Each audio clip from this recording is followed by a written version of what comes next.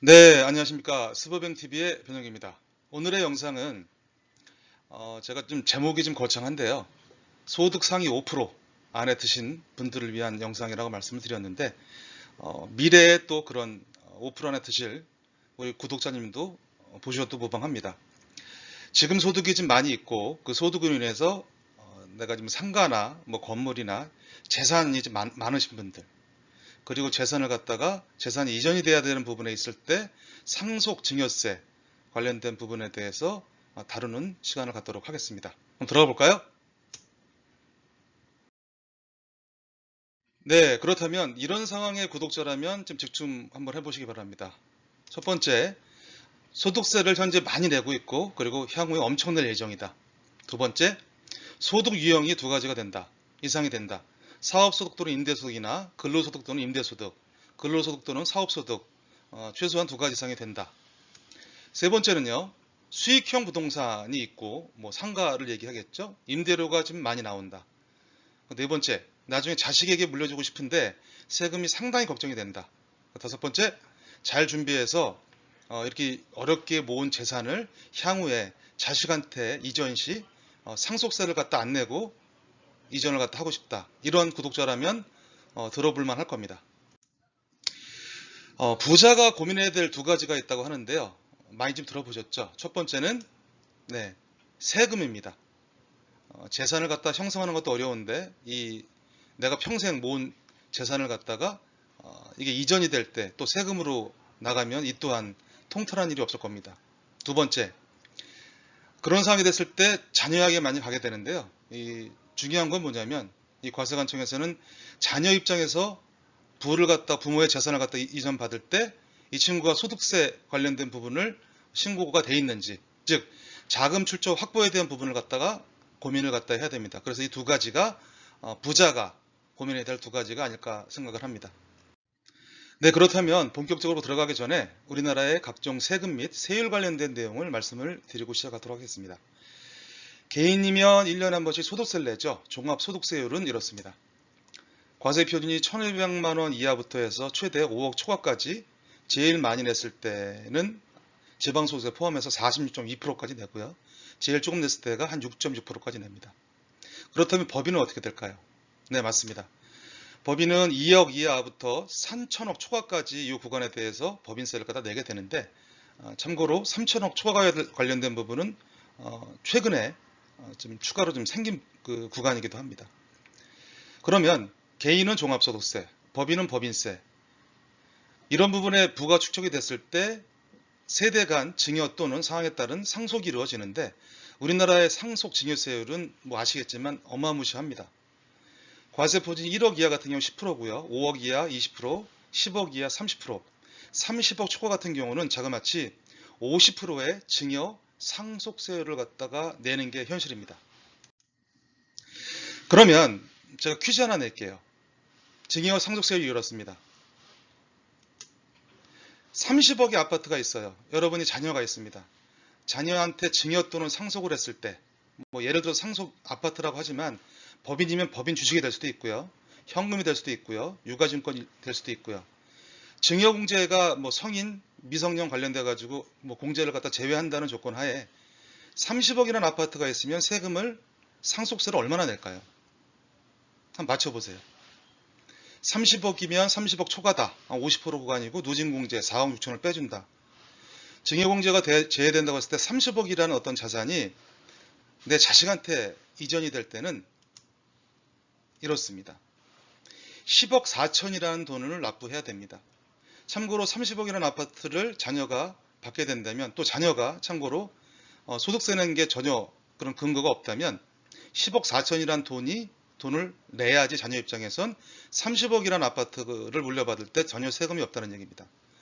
반대로 얘기를 갖다 하면 10억 4천이라는 돈에 대한 자금 출처를 갖다가 긴 시간 동안 증빙을 해야 되고 이거에 대한 재원도 마련이 돼야지 부모가 평생에 걸쳐서 이뤄낸 30억이나 되는 아파트의 가치를 고스란히 세금 내는 거 없이 물려받을 수 있다는 얘기이기도 합니다. 네, 그렇다면 우리나라의 상속세 및 증여세 계산 구조에 대해서 간략하게 설명을 드리도록 하겠습니다. 상속세는 돌아가신 분한테 재산을 갖다 물려받을 때 세금을 갖다 내는 거고요. 증여세는 뭐 살아계실 때 재산이 이전이 됐을 때 증여세를 갖다 내는 겁니다. 공이 다 상속세나 증여세나 그 세율 자체는 같고요. 그럼 상속세를 갖다 먼저 볼까요? 돌아가셨다, 부모님이. 예를 들어서 아버님이 돌아가셨다. 저 같은 경우는 그랬거든요. 아버님이 돌아가셨다. 그러면 증여 재산 가액이 있는지 없는지 그 부분도 따져봅니다. 그래서 거기에 재산에 가산할 수 있는 항목이 있으면 가산이 되고요. 여기에 뭐 채무나 피상속인의 채무나 부모님의 공과금이나 장례비 이런 부분을 갖다 차감을 합니다. 그리고 상속세 같은 경우는 증여세랑 좀 틀린 게요. 일괄공제가 있고 배우자가 있고 없고에 따라서 인적공제라고 해서 최대 배우자가 있을 때는 30억까지 또 공제가 되는 부분이 있습니다. 이 부분은 지금 증여세 없는 부분인데 저 같은 경우가 아버지가 먼저 돌아가시고 어머니가 돌아가셨는데 이런 경우 한 10억이 넘는 재산이 있었는데 거의 상속세를 갖다가 안 낸 그런 이력이 좀 있습니다. 또 물적 공제가 있겠죠. 이 부분을 갖다가 다 따져봐서 뺄 거 빼고 과세 표준이 나올 거고 거기에 그 과세 표준에 맞게 1억에서 뭐 30억 최대까지 10%를 내느냐 50%를 갖다 내야 되느냐가 결정이 됩니다. 그리고 여기 플러스 세대 생략 할증과세라는 게 있습니다. 할아버지가 있고 중간에 자식 말고 손주한테 이 부분을 갖다가 상속을 갖다가 하거나 증여를 갖다가 한다고 했을 때 추가로 많이는 내지만 이중과세가 좀 안 된다는 점 그런 부분인데요. 이 부분도 좀 봐야 되고 여기에 마이너스 세액공제가 있으면 추가로 좀 더 하죠. 증여는 또 상속은 예를 들어 상속 같은 경우는 그 일이 발생이 되고 나서 6개월 안에 상속세를 갖다 자진 납부하면 신고세액공제에 대한 자진 신고세액공제가 3% 정도 또 빼줍니다. 이게 예전에는 좀 더 높았는데 점점 줄어드는 좀 구조가 됐고요. 상속세는 6개월, 증여세는 3개월이죠. 그리고 결정세액에서 이런 세금을 갖다 내야 되는 부분은 자식인 상속인이 부담이 되겠죠. 이게 분납을 할 것인지 연부 연납을 할 것인지 예를 들어서 지금 현금이 없다. 그럼 물납으로 할 것인지 뭐 감정평가를 받아서 시가로 할지 이 부분에 대한 결정세액을 내는 거고요.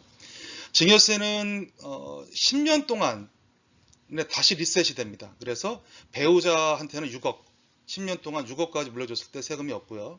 성년 자녀 5천, 미성년 자녀 2천, 기타 친족 1천. 그래서 증여재산 공제를 증여할 금액에서 빼주면서 그 금액에서 과세 표준이 나오면 상속세처럼 세율이 10에서 최대 50%까지 내야 됩니다. 이 부분에 따라 산출세액이 나오고요. 또 여기도 마찬가지로 세대 생략 할증과세 관련된 부분이 있으면 이 부분도 플러스가 되고 여기에 세액공제를 갖다 해주는 부분이 있으면 좀 합니다. 그리고 또 증여세 같은 경우는 수증자 부담이 되겠죠. 증여세에 대한 부분이. 이 또한 분납을 할 것인지 연부 연납을 할 것인지 몰납으로 할 것인지에 대한 부분은 상속세와 좀 같습니다. 기본적으로 상속 및 증여세에 대한 부분은 자식 입장에서는 불로소득인데요. 부모의 재산을 즉 피상속인의 재산을 상속인이 상속 또는 증여받을 때 내는 세금 구조라고 이해하시면 될 겁니다. 네, 그렇다면 우리 구독자님 이런 생각을 해본 적이 없으십니까? 내가 지금 돈이 필요해요. 어떤 상황에 따라서. 그랬을 때 돈을 갖다가 은행에서 빌릴 수도 있지만 부모님이 좀 재산이 좀 있습니다. 부모님 부동산 담보로 해서 내가 대출을 받거나 아니면 부동산 말고 부모님이 현금이 좀 있습니다. 현금을 갖다가 빌려가지고 뭐 주택자금이나 다른 사업자금을 갖다가 내가 사용을 했을 때 이런 부분에 대해서 과세관청에서는 이걸 증여로 보느냐 아니냐 의견이 분분한데요. 그 부분에 대한 가이드라인을 제가 정확히 말씀드리도록 하겠습니다. 첫 번째, 부모님 명의의 그런 부동산이 있다. 이랬을 때는 첫 번째 이렇게 보십시오. 부모님 부동산 담보로 자녀에게 직접 대출을 해줄 경우는 증여가액이 연간 1,000만 원이 넘어야 증여를 봅니다. 즉 부모님 담보로 해서 대출을 받았는데 그 이자 자체가 연에 1,000만 원이 넘지 않으면 증여로 보지 않는다는 내용입니다. 예를 들어서 증여 재산 가액이 그 부동산 아파트가 있다고 생각을 한번 해보세요. 10억이다. 그랬을 때 가로하고 4.6% 마이너스 3.6%. 여기서의 4.6%는요. 정부 즉 기획재정부에서 인정이자를 갖다 4.6%로 게시를 갖다 한 겁니다. 이 3.6%는 예를 들어 은행의 이자율이 3.6%라고 친다면 부모님의 부동산 담보가액 10억 곱하기 가로하고 4.6% 마이너스 3.6% 이게 한 1,000만 원 정도 됩니다. 그래서 부모님 담보로 자녀가 대출을 받았다. 그런 거로 인해서 연간 이자 자체가 1,000만 원이 넘지 않으면 증여를 보지 않습니다.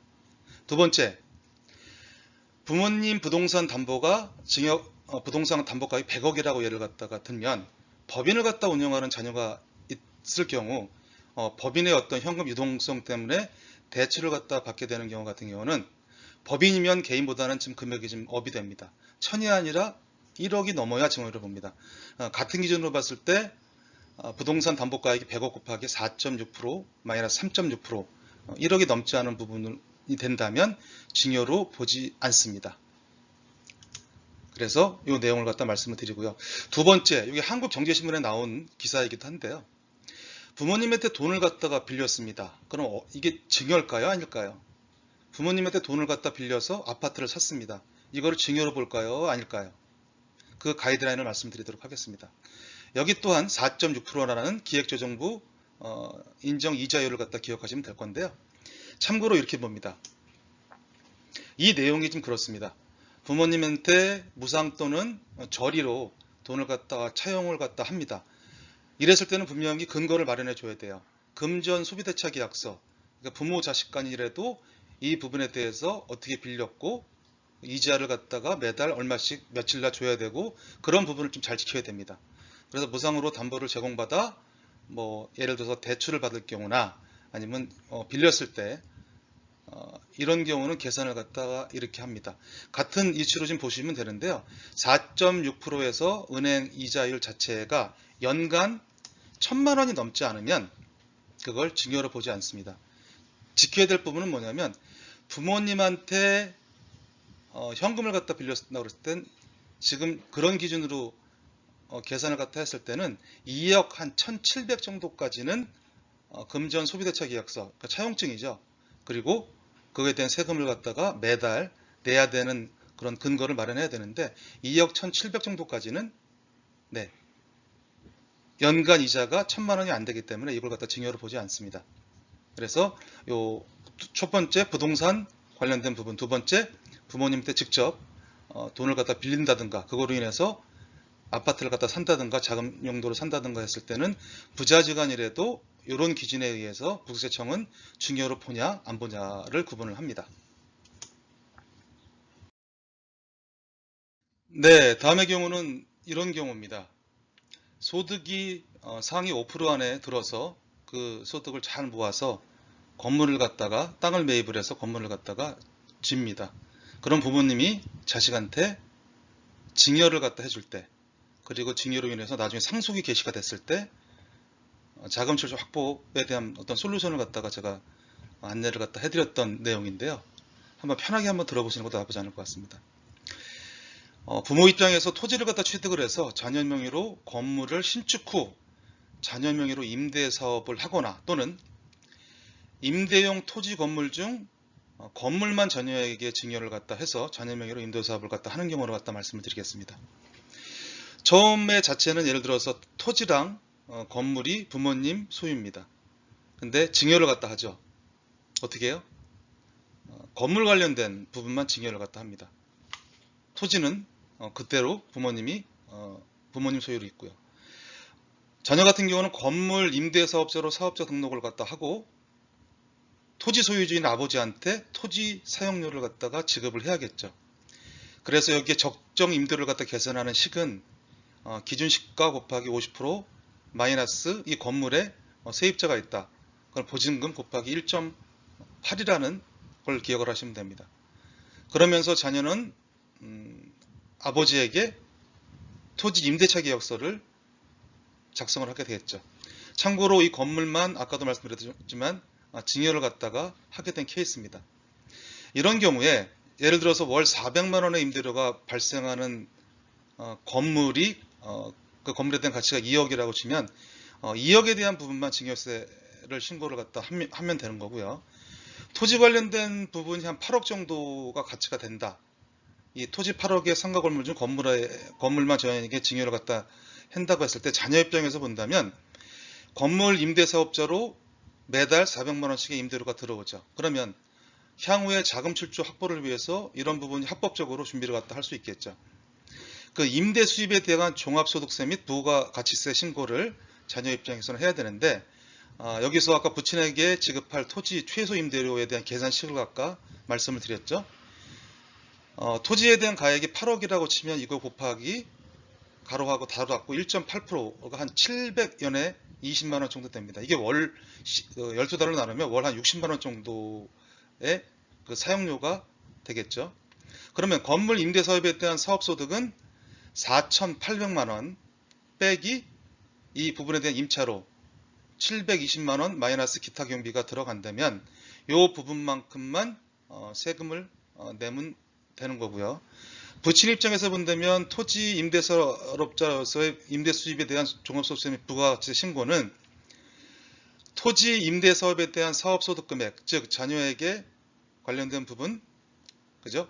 토지에 대한 임차료가 연에 720만 원 마이너스 단순 경비율로 봤을 때 72만 7,200원 정도가 됐는데 여기에 최종적으로 금액 자체가 640만 원 정도가 됩니다. 이걸 임대 사업에 따른 소득세를 갖다가 낸다고 했을 때 약 20만 원 정도의 금액이 됩니다. 자녀 입장에서는 증여를 갖다 건물만 받음으로 인해서 그 부분에 대해서 임대료가 나와서 그 부분 갖다 시간에 투자하는 개념이 되겠죠. 그래서 이 400 1년이면 4,800입니다. 이 부분이 10년이면 4억 8천이 될 거고요.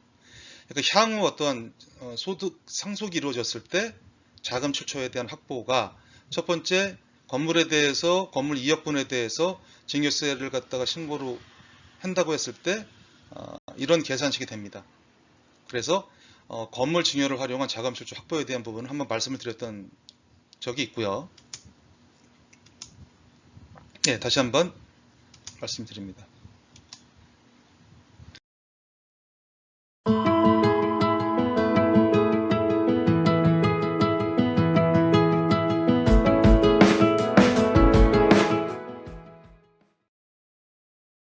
네, 그렇다면 제가 오늘 이 강의를 기획을 할 때 가장 핵심적인 부분을 지금부터 말씀을 드리도록 하겠습니다. 처음으로 돌아가서요. 부모 입장에서 왜 이런 부분을 갖다 계획을 했을까요? 10억이 되는 토지 그리고 건물 포함해서 토지는 8억, 건물은 2억 정도가 되는 건물을 자녀한테 건물만 증여를 갖다 하고 토지 임대차 계약서를 써서 이런 부분을 갖다 한 이유가 뭘까요? 네, 맞습니다. 세금 때문에 그렇습니다. 향후에 분명히 상속에 대한 부분이 이루어졌을 때 내가 평생 모은 재산을 자녀 명의로 이전이 됐을 때 세금을 덜 내거나 아예 안 낼 수 있는 부분이 있습니다. 그래서 저는 예를 들어서 이 건물 관련된 임대료 자체가 400이라고 했을 때 증여받은 부분에 대해서 그 임대료로 부모님을 피보험자로 하는 10억의 종신보험을 갖다가 가입하도록 말씀을 드렸습니다. 그럼 어떤 상황이 벌어질까요? 계약자랑 향후의 수익자가 자녀가 됩니다. 상속이 이루어졌을 때 10억에 대한 부분이 사망보험금으로 나오게 되는데 자녀 입장에서 봤을 땐 소득에 대한 자금 출처 확보가 확실하고 그 부분에 대한 피보험자로 부모님을 갖다 뒀을 때 나중에 상속이 개시가 됐을 때 10억이란 부분에 대해서는 10원 한 장 세금을 갖다가 내지 않는 결과를 갖다 초래하게 됩니다. 그래서 이런 구도로 갔을 때 절세 팁, 상속세를 갖다가 전혀 부담 없이 부가 자연스럽게 이전이 되는 그런 결과를 초래했습니다. 세금을 갖다가 안 낼 수는 없습니다. 하지만 준비를 통해서 덜 낼 수 있는 합법적인 부분이 있습니다. 종신보험 10억이라는 게 기본적으로 자산가들한테는 정말 필요하고요. 각 보험회사 금융기관 센터의 VIP 센터를 가시면 기본적으로 부가 이전이 된다고 했을 때 딱 한 가지 금융상품을 추천을 합니다. 그 부분은 종신입니다. 아까 물납 얘기를 갖다 했는데요. 종신이 어떤 용도로 갖다 쓰는 거에 따라서 다 틀리겠지만 상속이 개시가 된다고 했을 때 부동산만 갖고 있었을 때 현금이 없었을 때 돈을 갖다가 세금을 갖다 내야 되는데 자녀 입장에서 부모님 명의로 돼 있을 때 이랬을 때는 아까 50% 이상의 상속세를 갖다 내는 경우도 있습니다. 하물며 그 상속세를 갖다 내는 재원 자체가 현금이 없다. 그런 걸 대비해서 어떤 종신보험의 10억에 대한 부분은 소득 상위 5% 이상을 넘어서 VVIP에 꼭 필요한 그런 상품이라는 말씀을 드렸던 기억이 납니다. 이랬을 때 시간을 갖다가 두고 준비했을 때 상속세를 전혀 내지 않고 건물이 됐든 상속재산 가액에 대한 부분이 넘어올 수 있는 그런 부분을 갖다 말씀을 드린 겁니다. 그렇다면 이렇게 했을 때 문제가 되지 않느냐? 이 판례에서는 이런 경우가 있습니다. 그래서 조세 심판원 관련된 판례가 있고요. 그리고 뭐 대법원 판례도 여러 가지가 있는데 이런 경우죠. 아까 증여를 갖다 건물로 했을 때 자금실추 확보를 하고 그 부분을 갖다가 자금실추 확보된 부분을 자녀의 소득으로 신고를 하고 계약자, 수익자를 갖다가 자녀로 하는, 즉 피보험자는 부모로 하는 보험을 가입했을 때 이게 향후에 증여 관련된 부분에 대해서 불법적인 부분이 있지 않냐 라는 또 소송도 꽤 많이 있었죠. 2009년 7월 23일 날 상속증여, 상증 그 조세 심판원 자료를 갖다 보면 이런 부분이 있습니다. 제목이 보험료 납입액에 대한 증여 추정으로 과세한 처분이 부당합니다. 관련된 내용인데요. 이게 아버지 건물을 증여를 받고 그 부분 임대료를 갖다 주 수입원이 되어서 청구인이 쟁점 보험료 등을 입금할 수 있는 상당한 자력이 인정이 되며 임대, 사업, 근로, 기타 등등의 객관적인 증빙에 의해 자금 출처로 소명이 되므로 당초 과세한 처분은 부당하다는 그런 조세 심판원의 어떤 판례도 있습니다. 제가 이런 말씀을 갖다 드립니다. 이해연령, 비연령이라고 하는데 이런 부분을 갖다가 알고 있는데 준비 안 하시는 분은 저는 없다고 생각을 합니다.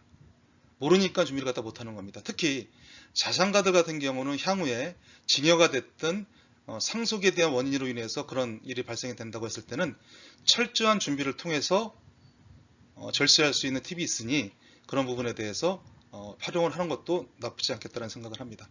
네, 오늘은 여기까지고요. 다음 내용에 있어서 또 좋고 그리고 유익한 내용으로 찾아뵙도록 하겠습니다. 감사합니다.